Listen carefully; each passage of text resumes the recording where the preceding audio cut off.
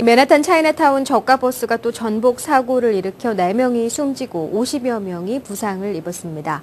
경찰에 따르면 30일 밤 10시 30분 노스캐롤라이나 그린스보로를 출발해 맨하탄 차이나타운으로 향하던 스카이 익스프레스 소속 저가버스가 오전 5시 버지니아 리치몬드 인근 I-95 고속도로에서 전복됐다고 전했습니다. 이 사고로 4명은 현장에서 숨졌고 나머지 승객 54명은 중경상을 입고 인근 병원 11군데 분산돼 치료를 받고 있는 상황입니다. 일부 부상자는 생명이 위독해 사망자가 더 늘어날 것으로 예상되고 있습니다. 경찰 수사 결과 이날 사고의 직접적인 원인은 운전자 킨 유챙 퀸즈 플러싱 거주자의 피로 누적에 따른 졸음 운전으로 드러났습니다. 챙 씨는 즉시 체포돼 구금된 상태로 현재 $3,000의 보석금이 책정됐습니다.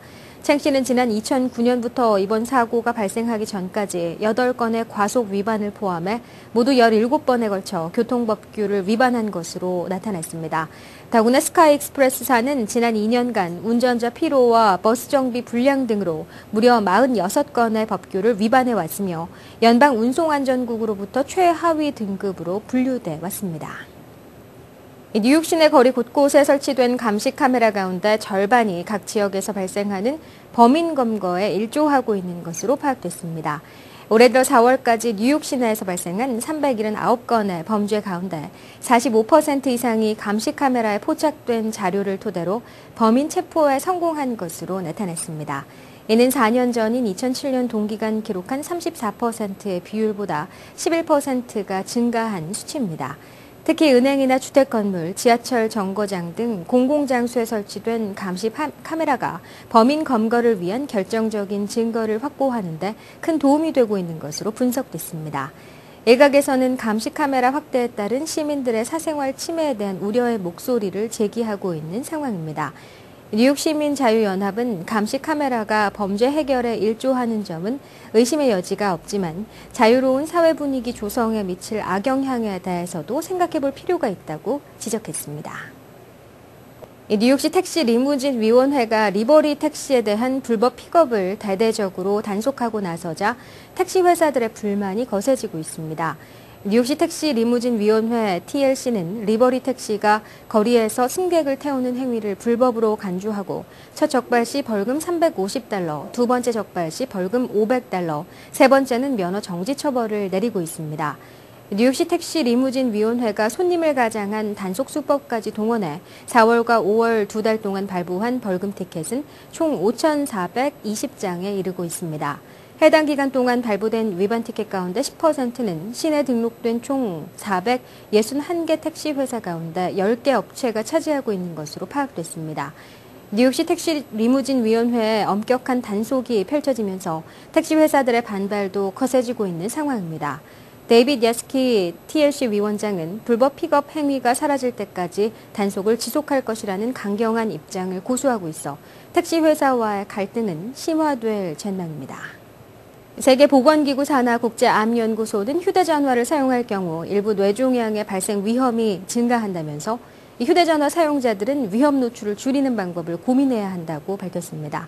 모두 14개국 31명의 전문가로 구성된 국제암연구소 실무그룹은 가능한 모든 과학적 증거를 검토한 결과 휴대전화 사용은 암을 유발할 수 있는 경우로 분류돼야 한다고 말했습니다. 국제암연구소 전문가들이 휴대전화를 사용할 경우 발암 가능성이 있는 경우로 분류하게 되면 WHO는 휴대전화 이용 가이드라인을 다시 검토하게 됩니다. 하지만 국제암연구소 전문가들은 휴대전화 사용과 암 발생 연관성에 대해 명확한 해답을 내놓기 위해서는 보다 많은 연구가 이루어져야 한다고 지적했습니다. WHO는 그동안 휴대전화 이용과 암 발병 간 상관관계를 보여주는 확실한 증거는 없다는 입장을 보여왔습니다. 미 전역에서 근무지의 주지사보다 월급을 더 받는 연방 공무원이 7만 7천 명에 달하는 것으로 파악됐다고 워싱턴 타임즈가 의회 조사국 보고서를 인용해 보도했습니다.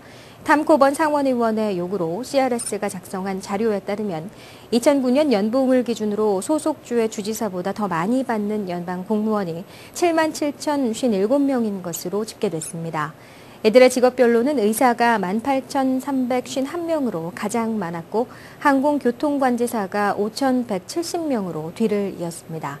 또 몇 명의 환경보호 전문가, 공원 순찰요원, 민권 전문가, 교도관 등이 주지사를 능가하는 수입을 올린 것으로 나타났습니다. 최근 미국에서도 재정 적자 감축이 주요 화두가 되면서 일부 공무원들의 고액 급여가 도마 위에 오르고 있습니다. 미국의 자동차 중심 모델이 픽업 트럭과 SUV에서 연비가 높고 성능이 좋은 소형 차량으로 급속히 변하고 있습니다. 이른바 빅3로 대표되는 자동차 업체들의 구조조정과 급격한 유가 상승, 소비자들의 기호 변화 등으로 인해 시장의 판도 자체가 달라져 버린 것입니다.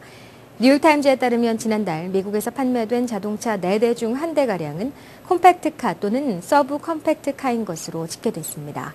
이는 10년 전 8대 중 1대꼴이었던 것과 비교하면 비율이 2배 수준으로 높아진 것입니다. 더구나 지난달 판매된 이런 소형차 중 27%는 미국 업체 제품이어서 1년 전 같은 기간의 20%보다 미국 업체 비율도 높아졌습니다.